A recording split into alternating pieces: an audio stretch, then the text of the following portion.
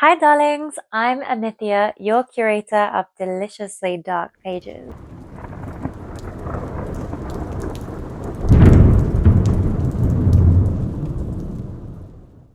And I'm here with my monthly wrap up. We made it to March, which has been insanely busy with band things and migraines and welcoming in spring, which I'm innately grateful for. For me, it's been a archaeological dig of inner workings and meditation, and it's been delightful. But as such, there's actually not been that reading, so this video is going to be kind of short but sweet. I am going to just let you into a little tidbit spoiler though that Velvet Knives, my band, and I are going to be releasing music imminently. We have spent so much time in the studio lately, fine tuning the little tiny details that your ears will be able to pick up, but your mind might not notice straight away. And we're so excited to share with you.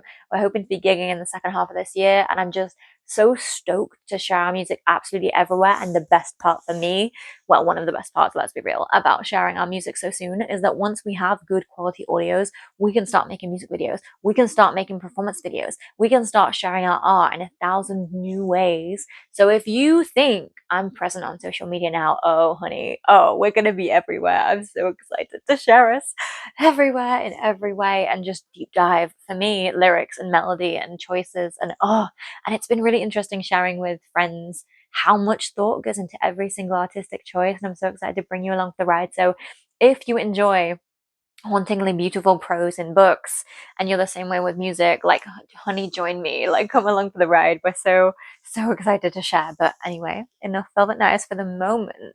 Let's get into the dark romance. So this month, I mentioned, for me, has been pretty quiet. I think I only have 4 or 5 books to bring to you, and the range is a little bit diverse in that we started with a comfort read. I mentioned that I have been experiencing horrendous migraines this month, and we're healing and exploring ways to heal, and like we're thriving and creating life around it as always, because that is what we do. But as such, I've been diving deep into the world of Nicole Fiorina, not at least because she has released Call Me Baby, and side A has been released, and we've all been frothing at the mouth and enjoying and delving in. Side B is up for pre-order right now. Oh, Nicole, you're blessing us. And also, in case you weren't aware, the 5th anniversary edition of Hollow Heathens, the first book in the Weeping Hollow series, is out for pre-order and I think general public release now. So if you love the world of Nicole Fiorina, like, she's gifting us with so many goodies lately. As such, though, I have been comfort reading Nicole Fiorina, and so I managed to get to the second book of the Stay With Me series, Even When I'm Gone. So I'm gonna go through the first book of that series because we're no spoiler here as much as we can be. And then if you would like a more kind of in-depth review of that series, I have a video deep diving the world of Nicole Fiorina in a previous video. So feel free to check out kind of a more plot heavy focus of the series. But for Stay With Me, we follow Ollie and Mia. Mia is the girl who feels nothing, and Ollie is the guy who feels absolutely everything. And we meet them in the context of Dollar, a reformative university, which is kind of new adult place for a last chance saloon. It's kind of a last chance before they're sent to jail. And it's kind of meant to be a mental health reform space, but it's not safe. And there are a cast of really unsafe characters. And so Mia and Ollie are swept into this space, Mia in various dissociative states and kind of in this antisocial presentation, causing up a storm and being unaffected by so much carnage and chaos that she's been the center of. And then she crosses paths with Ollie, the boy who feels everything and makes her heart stutter and pause and see the world in a completely new way. And it's their collision, their atoms colliding and reforming around each other. And the way they ignite and make each other alive and ground and center and push and pull is they are the definition of magnetism. And Nicole Fiorina, for me, the main theme of this story is loving despite all the consequences, and that a love like this is worth it. So if you are here for like mental health rep, if you are here for bad girl meets good guy in terms of the emotional content of book one of this series. If you can't tell, it's messy AF in the best way though. Like I can't tell you how heartwarming these two are to me. Oh my goddess, I'm getting emotional just talking about it. But yeah, so Ollie and Mia meet in this storm of a place where nobody's safe and nobody can be trusted, and they're just aiming to get together and get out of this place alive. But there's kind of this unspoken curse in Dollar where all relationships are doomed. And if you read long enough, you'll figure out why. And so there's this question of, will they be able to keep their heads down and get through the year and reform and get their charges expunged and kind of get to build the life of their dreams together in the real world? Or will Dollar drag them under? Will the cast of characters drag them under? Will their past come back to haunt them? Will they even be able to heal through the traumas and tribulations that got them to this point in the first place to find their way to the nourishing life that they want to create? Like, dun dun dun, you know? But through it all, their love is one where they gravitate towards each other. They are each other's healing and ruin, sometimes in the same sentence. And like, again, there's that unspoken like hope and strength amidst them both in different ways, and they are everything to each other throughout the whole series. So just be ready for this series to ruin you. And I think I'm really familiar with Nicole Fiorina's writing at this point, so for me, I feel like I can tell that this is an earlier work of Nicole Fiorina's, but it it doesn't interrupt anything. And I don't even know if that's true. I think, and maybe it's more that no, I take that back. We're allowed to change our minds. I think it's more that the writing style really reflects the characters and that they are new adults, and so actually they change their minds, and sometimes their thoughts are contradictory. And but it's so fleeting that you wouldn't catch it unless you read it multiple times, kind of vibe. But it is just the way of figuring yourself out and figuring out how you want to be and exist. So actually, I think it's more a reflection of the characters, and it's something I really love about Nicole Fiorina's writing is that her writing style is so loyal to her characters, and so are her endings and her. Anyway, so if you have space in your heart for the ruin and the bandage and the heartache of Mia and Ollie and their magnetism and hope and loving consequences beyond, they're worth it. They're beyond worth it, and they've had a space in my heart for years now, years. Oh my goddess. So I'm thoroughly enjoying the reread. They are going to be a comfort read for me to the end of time, and I'm so honored.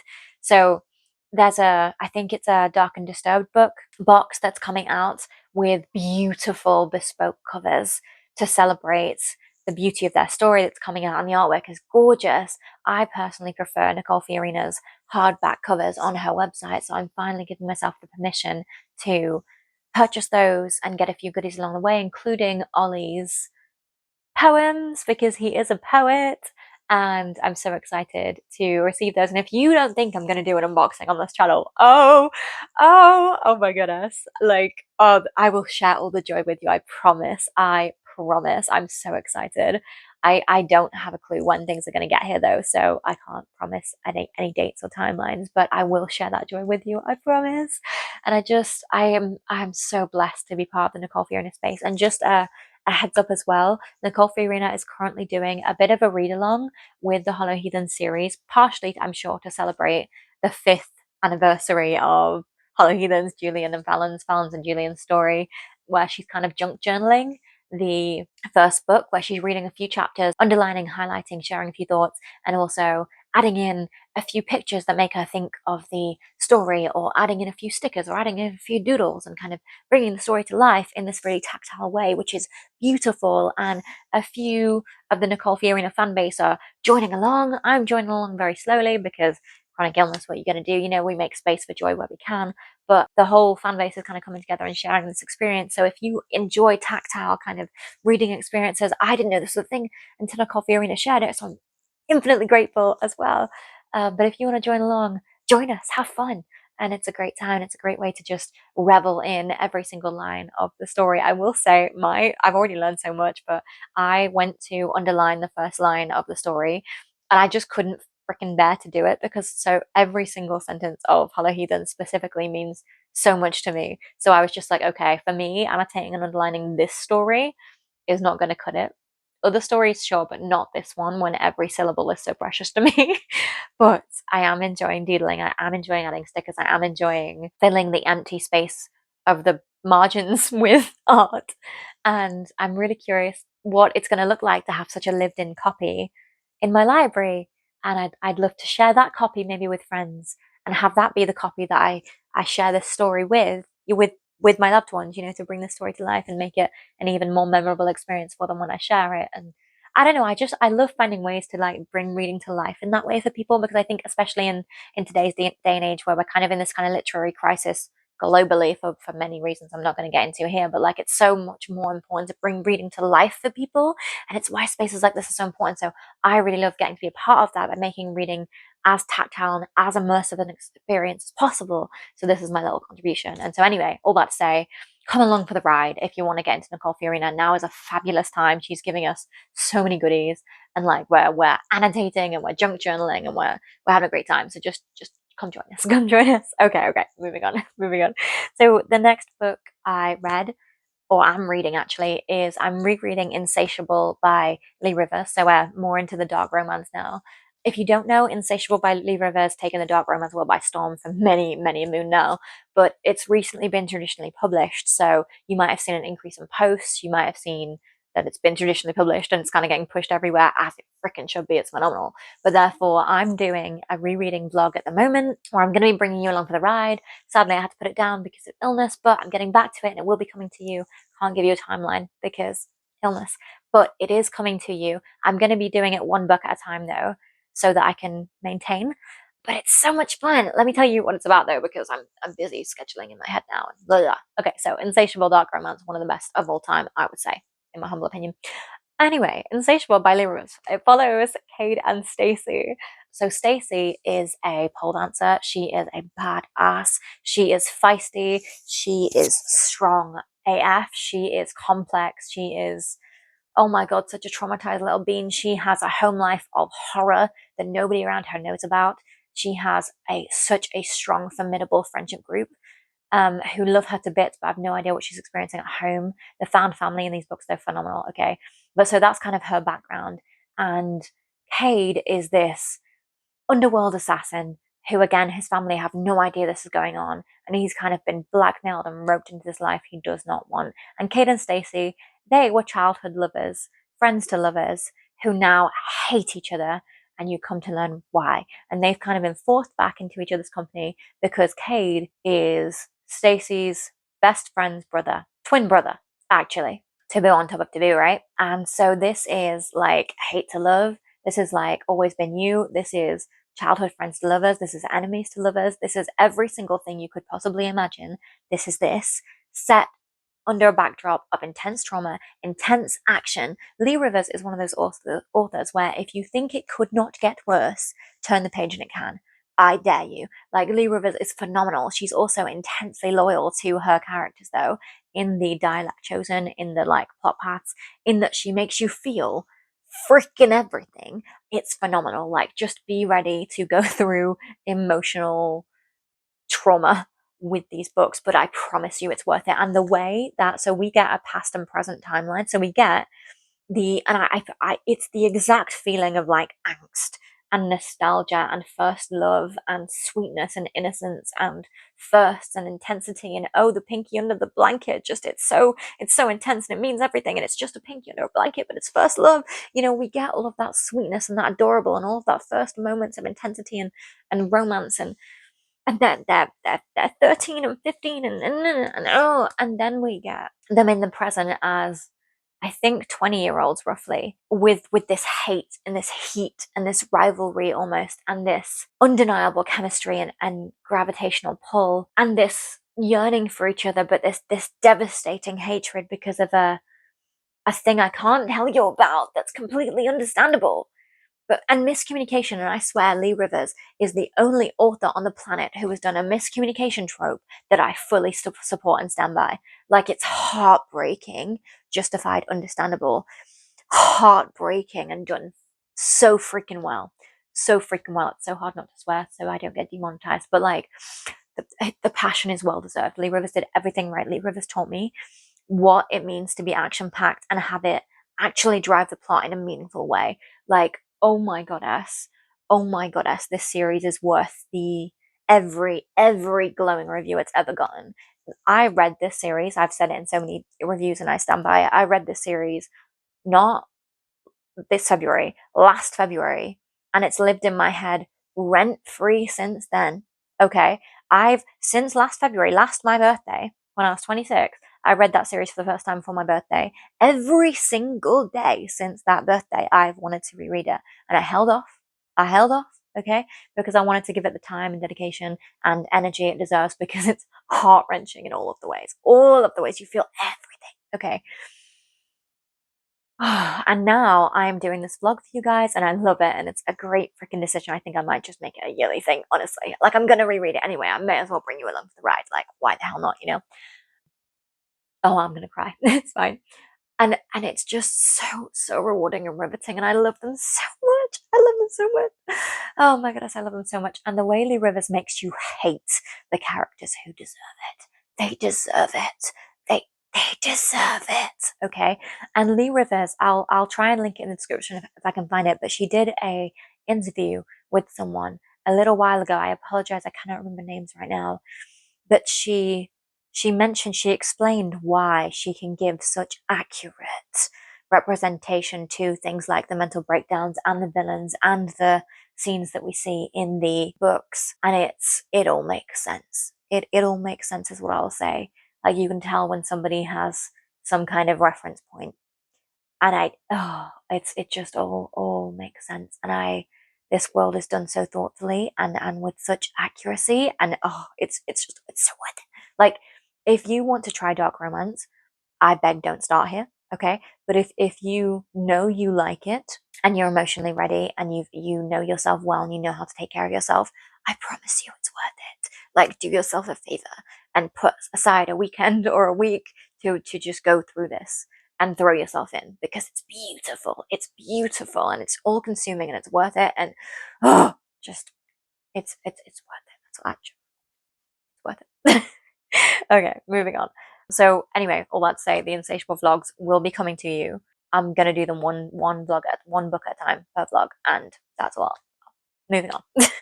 Okay, next, I didn't mean to do this, but it happened. Okay, I depending on how this trilogy goes, it may become God tier.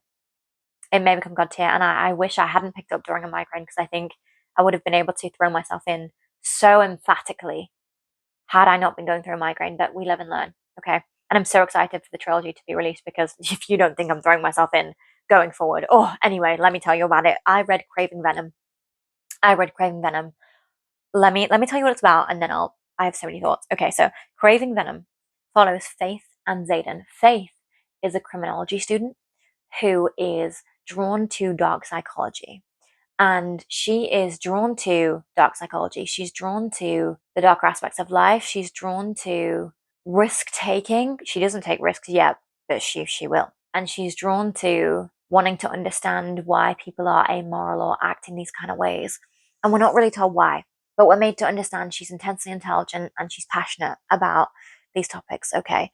And then we meet Zayden, who is painted as a psychopath who has unalived his family and is in prison for the rest of his life for these crimes. And our girl Faith decides to reach out to him for her criminology masters, I believe, to study him and understand where he came from. And this is their romance.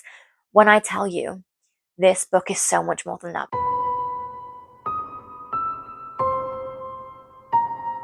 Hi, darlings. Chaos ensued. We're back. My mic died. Back to Craving Venom. So, Craving Venom is so much more than a romance between Faith and Zayden because we have the undeniable crashing chemistry between them and all of the intoxicating chemistry that unveils between them. And we have the breakdown of morality or anti hero, like desecration of morals between them And then we also have the unraveling of like moral codes and the unraveling of personhood between them.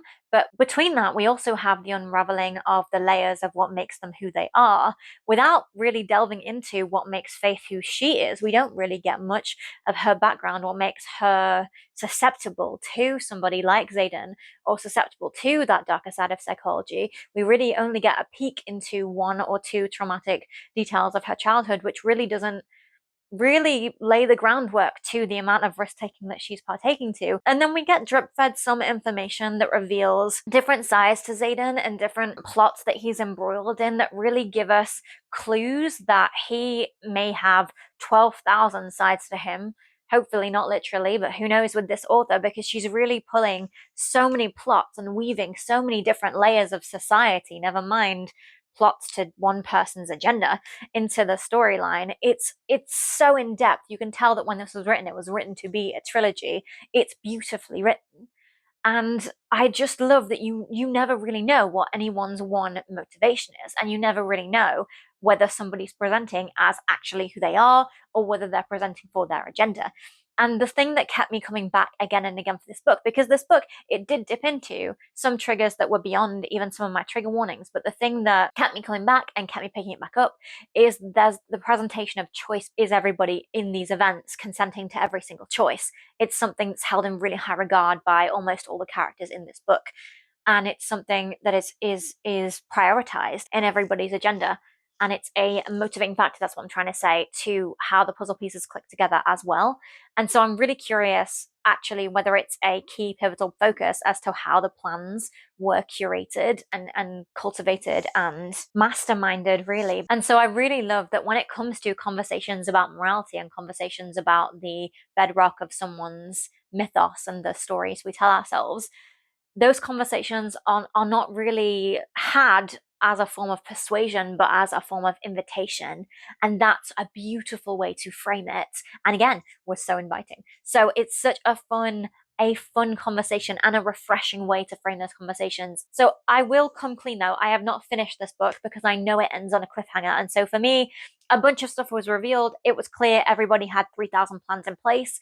And I was like, okay, so I'm just going to leave this here where everybody has their plans in place. Everybody is somewhat kind of safe. And I'm just going to leave it with like 5 chapters to spare. And then, you know, when the next book is released, I'll pick it back up and in that cliffhanger, shock horror. And then I can continue on in the story and get some kind of my heart sewn together. Maybe. Who knows? Because what a fucking debut novel this is. What a debut novel. Like, I'm stoked. I'm enthralled. I'm so excited to continue and just see all these puzzle pieces get together, especially because even though I'm most of the way through this book, we still have no idea what anybody's authentic self is in these books. Because, like I mentioned, we still don't know what Faith's background is and why she's so drawn to the darker side of psychology or why she's susceptible to these amoral characters. We still don't know what Xaden's main motivations are, or even what his different plots, or even their ultimate agenda is, right? We kind of have gotten the inklings that, like, he's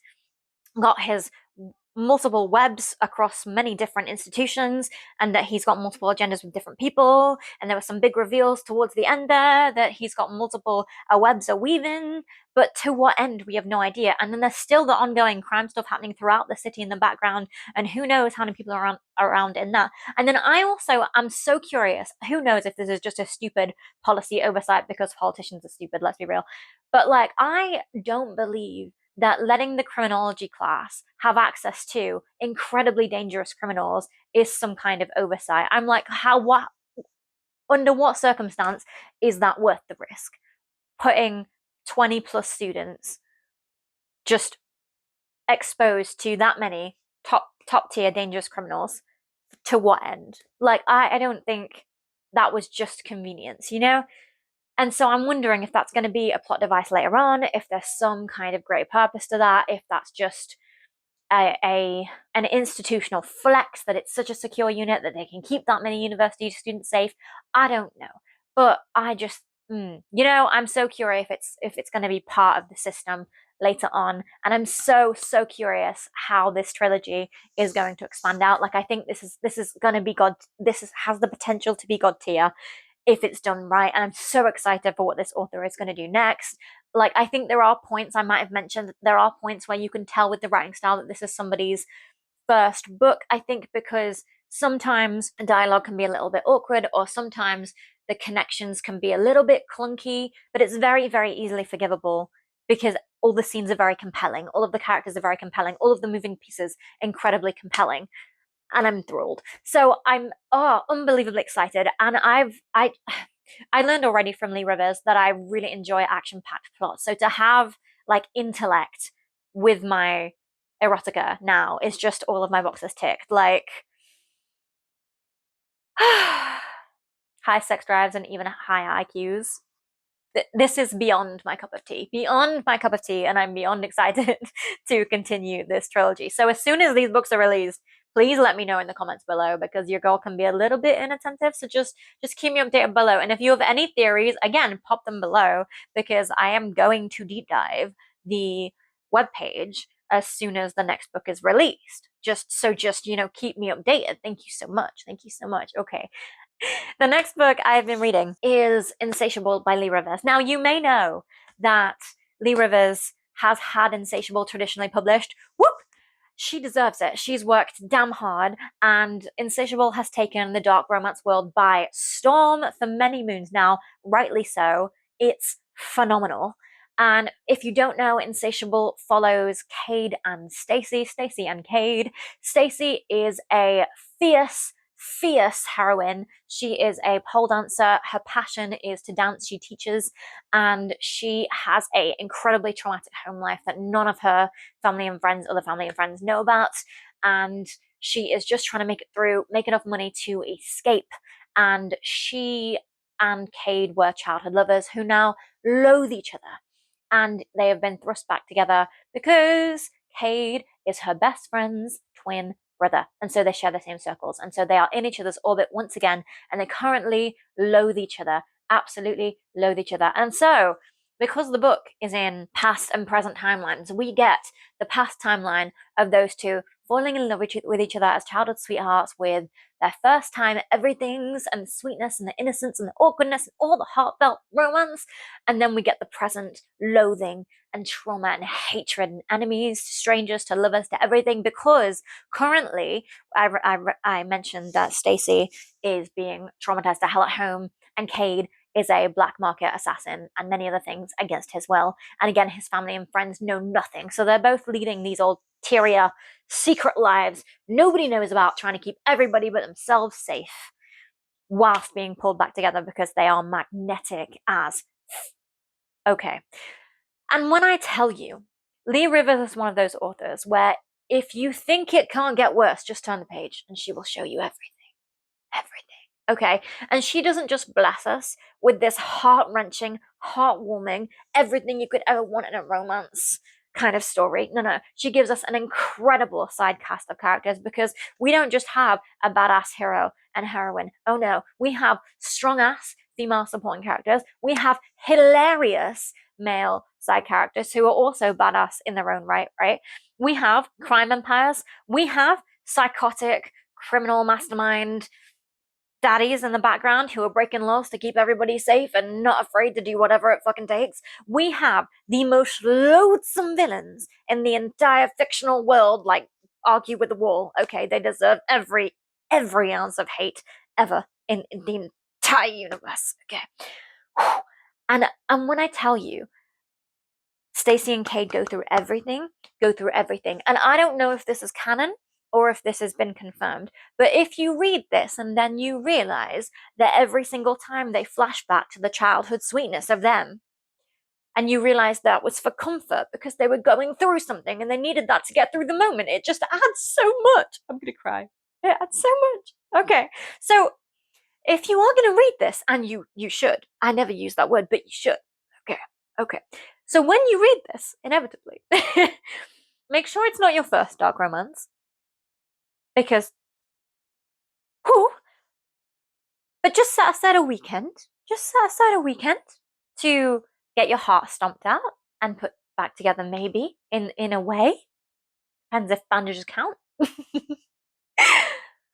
But it is worth it. It is worth it. I've said it before and I'll say it again. I read this series last February, and every single day since then I've wanted to reread it, and I'm finally rereading it to celebrate it being traditionally published. So that vlog will be coming to you eventually soon, I hope.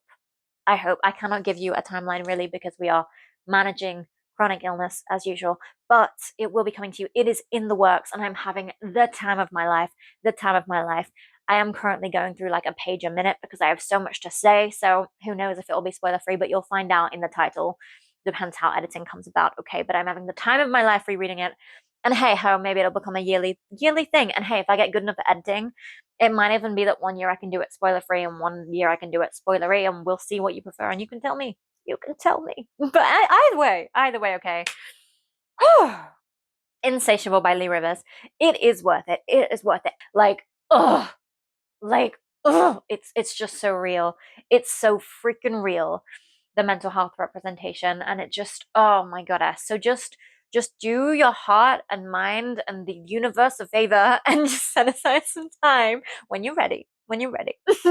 If dark romance is your vibe, to just read Insatiable and join us. Join us with the Insatiable Edge of Darkness trilogy. And keep an eye out, if you wish, for special edition covers, because I believe, oh my goodness, I cannot remember the company. Dark and Disturbed, I believe, did an illustrated cover box. It was beautiful. There have been so many special edition covers. That one is my favorite though, and if you know where I can get a spec copy, please tell me. Please tell me, because it's the only special edition I've ever wanted of this series, and I couldn't get it because they sold out so fast, so freaking fast. So if you have any idea where little old me can get a copy, those specific copies, please let me know. Please let me know, because they are the only special editions of those books I have ever wanted. So if you know, let a girl know. Thank you so much. Thank you.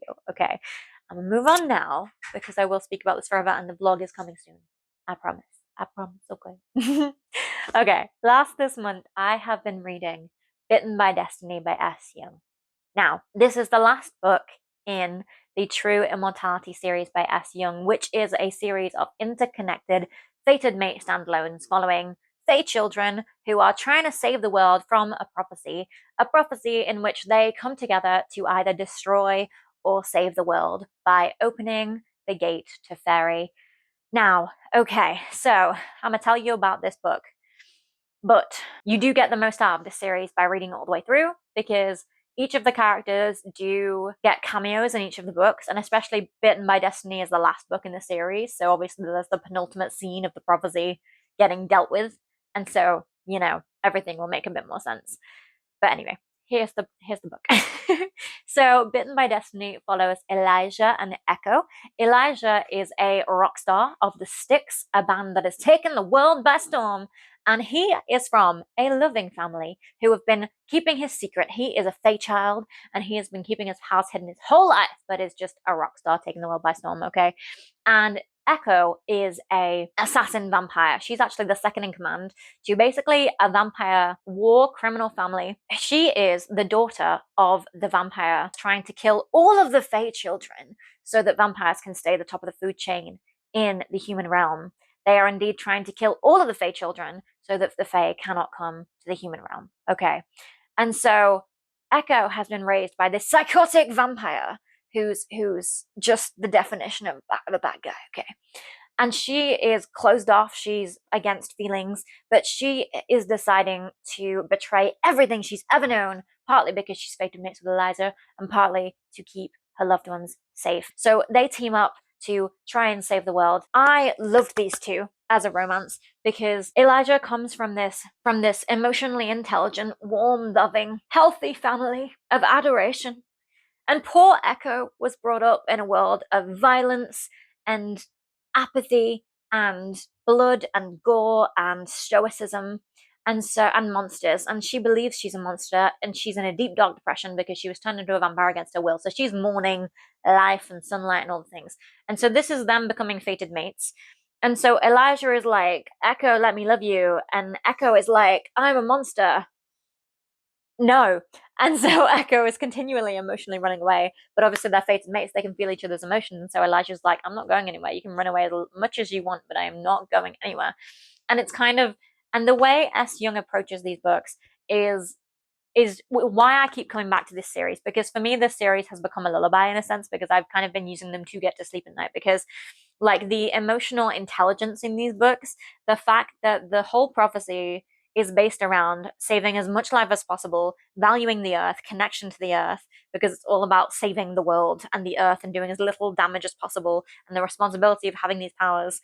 And within that, there are these fated mates where everybody's emotions are incredibly important and everybody's strengths are seen, and we're kind of moving from this whatever your experience, your life experience is a valid kind of standpoint. And so there's these incredibly nourishing, authentic connections that, even though they're action packed, obviously because everybody can feel everybody's emotions, that you're coming from this place of empathy and understanding all the time. And so it's just these just really beautiful, authentic connections all the time. And so it just ends up being really like nourishing and empowering and validating and all the beautiful things.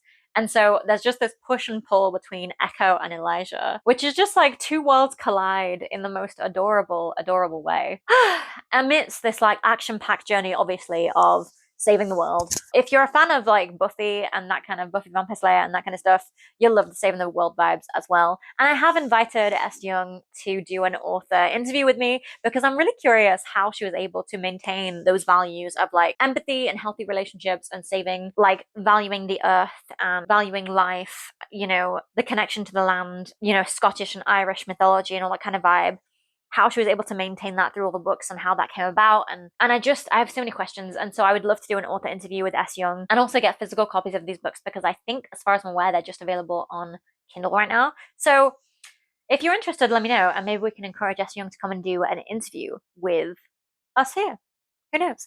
But that has been my kind of softer read for this month. It's been very cool. So I have been enjoying reading for quality over quantity. I've, especially because I've been in the studio so much this month, I've really been paying attention to writing styles. Right now, I'm incredibly passionate about writing and learning different ways to create music and show up in creative spaces and expand my writing mechanisms and just paint with words in different ways. And I'm so excited to learn to write in even more raw and authentic and mystic and mesmerizing ways that just kind of cut through to the heart of the matter and speak to people's souls and speak my truth.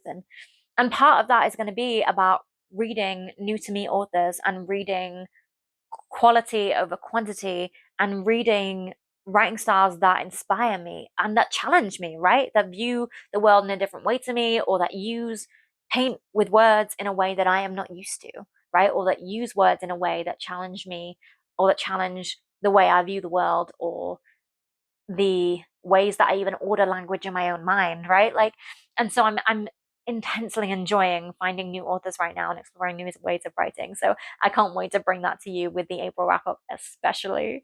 That will be coming. That will be coming so soon. And obviously the Insatiable vlog will be coming soon. I hope. I can't really give a timeline, but it is a priority that will be coming so soon. So soon. But before we get there, tell me, what's mesmerized you this month? Which stories are living behind your eyelids and between your dreams?